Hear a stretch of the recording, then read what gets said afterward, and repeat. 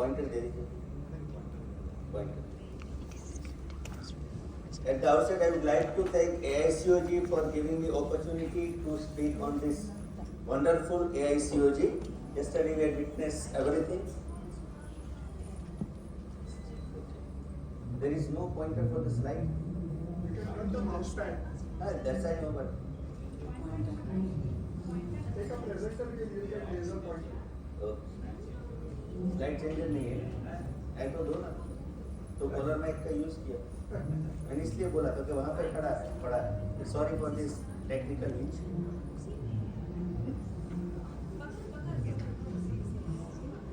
मैंने बोला तो यहाँ पे पड़ा है.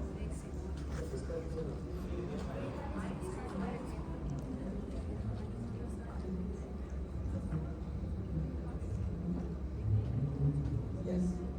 Thank you, Chairperson, for kind words. These are my credentials.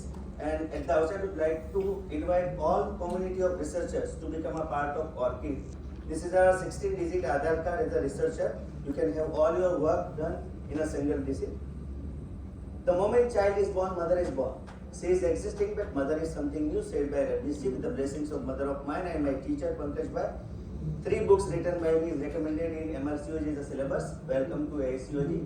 These 2 books gone for 2nd edition, Atlas of Fetal Echocardiography and IVF Made Easy.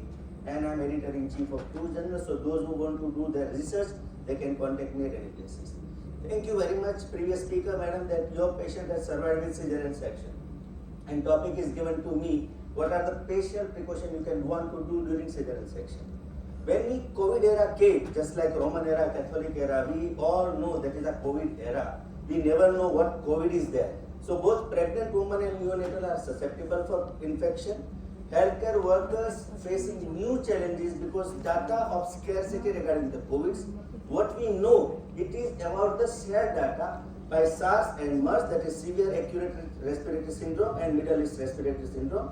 However, COVID-19 has got little bit lower mortality compared to MERS, so we are saved and we are talking to this august audience.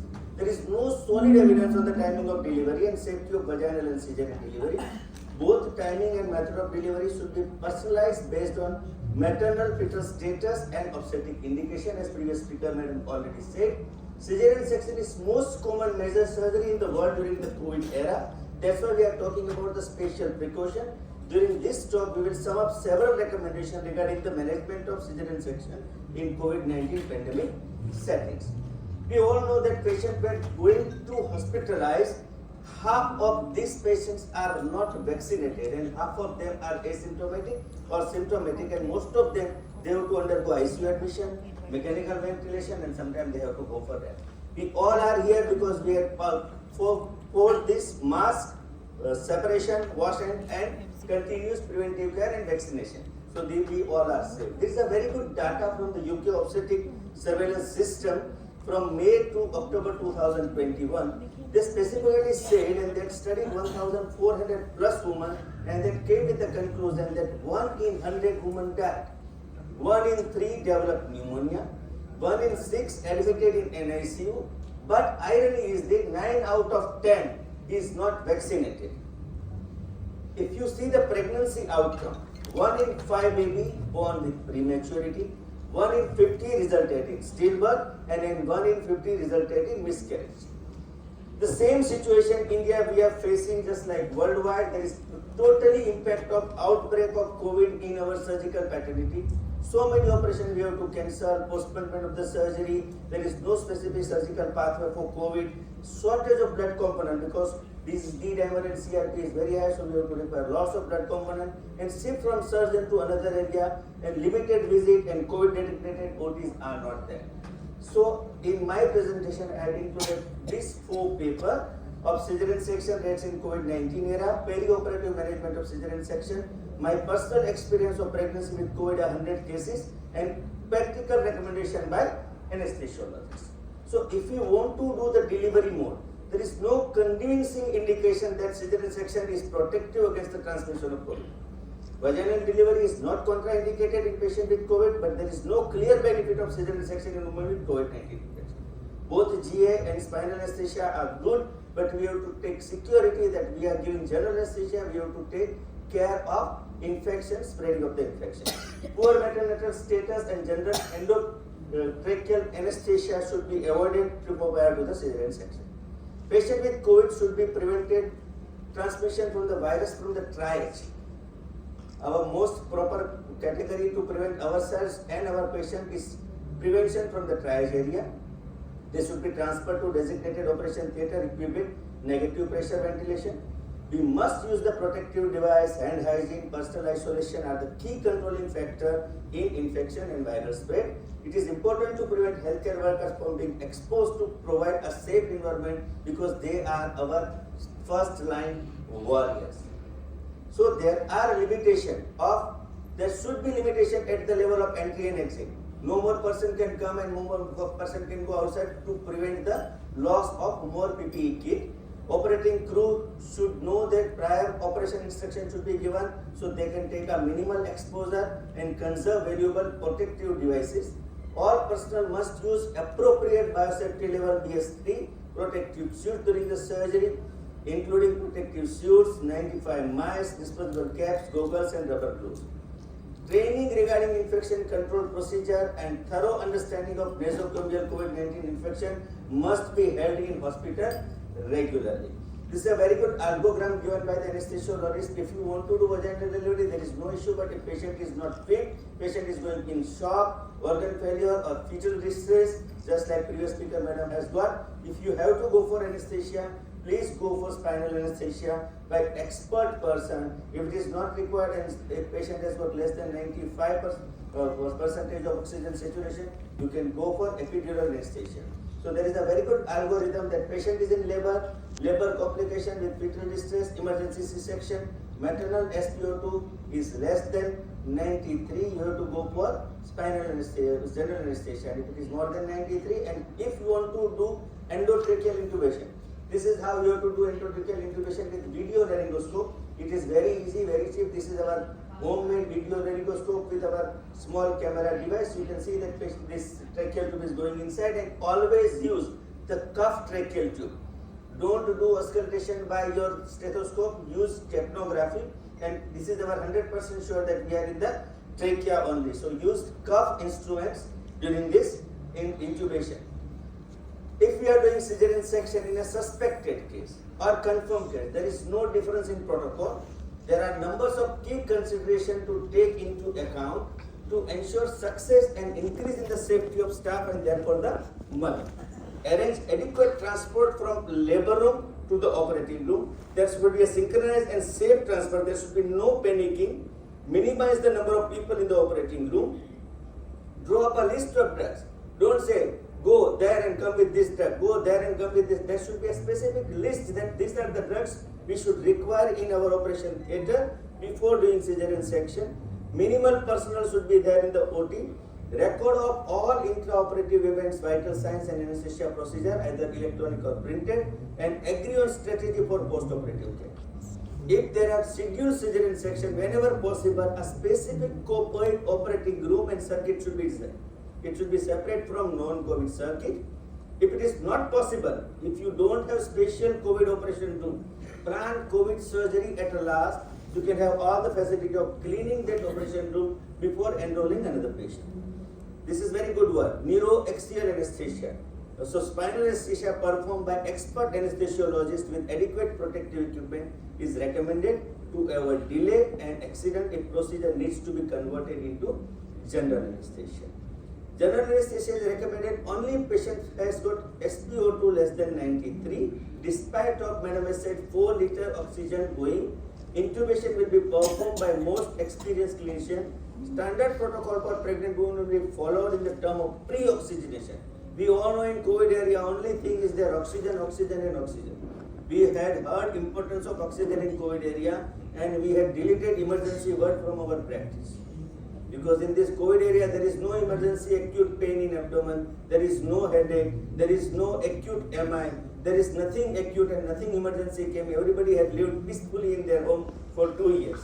So COVID only importance of oxygen which God is giving free to us is there at the most. So if intubation is difficult, we have to use second generation video laryngoscope and it is very cheap. If anybody wants to learn how to make this video laryngoscope, it's very easy. You can use your tip camera and you attach with USB device to your mobile, you can show. It is very easy. Market it will be very difficult because in COVID era we don't know how to do it. So we have taken this simple pen camera attached with our mobile and we put on the laryngoscope blade. You can see it is going inside. Then boogie is going and then we have to insert our tube with cup size. Check the intubation using capnography, no auscultation. Assign a specific post-operative room. It should be by consensus.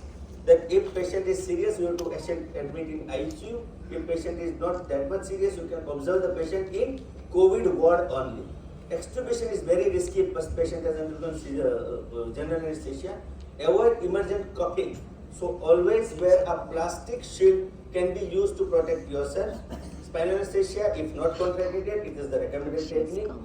If there is arterial hypotension with appropriate, then you have to use appropriate vasopressin. This strategy will help to prevent intraoperative vomiting. You can use additional antiemetic prophylactic, but don't use dexamethasone. It is not recommended in COVID. In emergency, cesarean section requires a systematic plan and preparedness for minimizing the cross-contamination. Special attention must be given to the fasting time because in emergency we all know patient has not undergone that much of fasting. So we have to take nature of sufficient fasting agent in emergency patients. Post-operative nausea and vomiting prophylaxis has been administered to avoid nausea and vomiting with regards to potential produce aerosol and cause contamination or transmission. Both anesthesia and surgery should be performed by expert.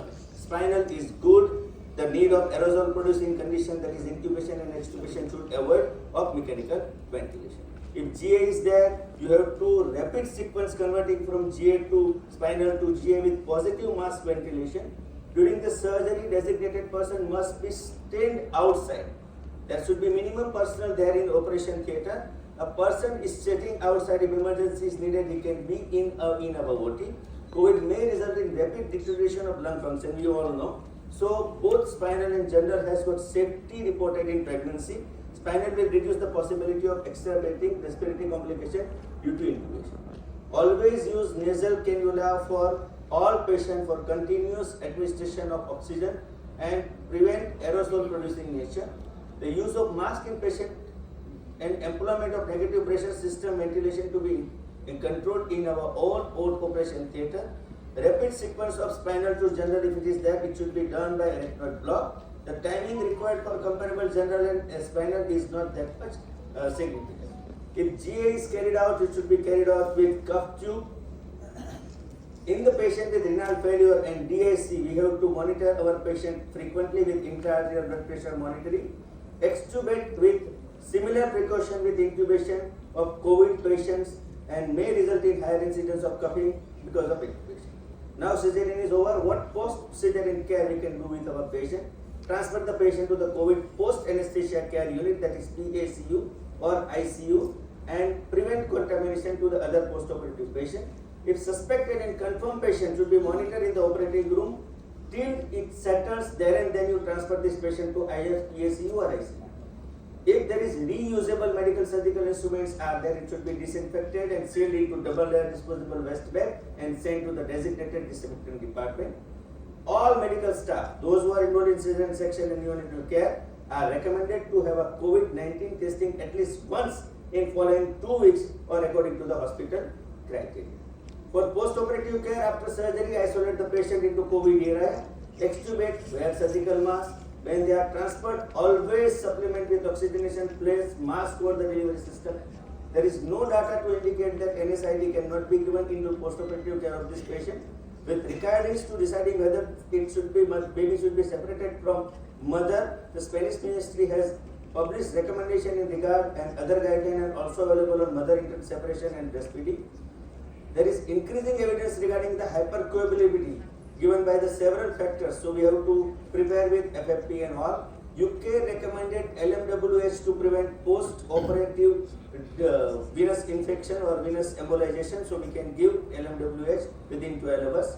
Standard care of hospital obstetric patient must be maintained despite of pandemic, and hospital must take effort to maintain those all standards. For neonate, mother should be separated from neonate and it should be given intensive monitoring. If neonate is stable, Not required NSU admission. The neonate should be placed in isolated nursery to avoid exposure to other babies. The transfer of neonate from mother complex NSU should be employed in negative pressure incubator. Delayed clot camping has got no role. There is limited data that SARS-CoV infection showed a low probability of vertical transmission. Therefore, all newborn of mother with suspected COVID should be isolated separately for 14 days after birth and closely monitored for clinical manifestation of infection. Current evidence shows that there is no vertical transmission during pregnancy. It is unstipulated that if we give breast milk, whether it is good or not, but evidence doesn't support, so we are not giving breastfeeding to baby. Isolated room for newborns from COVID-19 should be selected in advance, and team managing the newborn should always be trained on the workflow of infection. If we have to go for urgent cesarean section, spinal is good. The risk of conversion of spinal to GA should be there. If GA is required, we have to give GA with proper precaution and take particular care to avoid accidental disconnection of breathing circuit to avoid accidental viral contamination into the operation theatre. We all know that physiological changes caused by pregnancy and COVID infection may take the obstetric patient more susceptible to hypoxia. So pre-oxygenation is important, although the use of high flow nasal probes is generally not recommended. Double blowing is best in COVID for intubation, for surgery, for prevention of contamination. So avoid emerging coughing, use dextrometasone, ramipril or fentanyl or IV tracheal lidocaine we can use to prevent the coughing, and we should take the benefit of all this strategy in COVID patient has not been established. These are my paper of pregnancy with COVID of 100 patients. In this we had selected a COVID symptomatic and asymptomatic patients. We have done cesarean section in almost all the patients. Few patients delivered vaginally when they came, particularly in the emergency section. If you see the D dimer level of the bad outcome patient, we had lost 5 babies, 5 mothers with very bad outcome, and good outcome is there in 92 patients. So the D dimer level has literally gone down. CRP on day 5 and day 3 and day 5 you can see that is decreasing. So if you treat patient, asymptomatic patient with cocktail, what we are giving, that is azithromycin, 500 milligram, vitamin C, zinc, and if there is a symptomatic patient, we are giving remdesivir, and all our patients are saved with COVID-19 protocol, that is adaptive COVID-19 treatment ACTT1, and we use remdesivir and lamivudine in all our patients, those who are not compatible with life, and we had done emergency cesarean section and we had saved all of them. So in summary, there is no solid evidence that cesarean section is protective against the transmission of COVID-19. The use of appropriate biosafety level 3 protective suit is imperative in managing patients presenting with cesarean section in COVID-19 in operating room. Negative pressure environment. Here positive and negative has got very good role. If somebody is positive, people are not meeting him. If they are negative, they are meeting to him. So the strategy of positive and negative will change during COVID era. If they are negative, people are happy. If they are positive, people are separating them at us just like a jail. So spinal is good, and if GA has to give any specific monitoring, current evidence says there is no vertical transmission during pregnancy. This is the last slide. So at the end, everybody should be happy. Voice is there. If suppose push the voice. Video voice. The time to be happy is now, and the place to be happy is here. And the way to be happy is to make someone happy and have a little heaven right here. So everybody should be happy. The time to be happy is now, and the place to be happy is here. And the way to be happy is to make someone happy and have a little heaven right here. Thank you very much for patient listening. And last slide for our presidential candidate, Sunita Tendulkar. Please vote and canvass for her. Yes, lovely madam. Sir, I have a question. You Yes, have madam. told that breastfeeding is not recommended.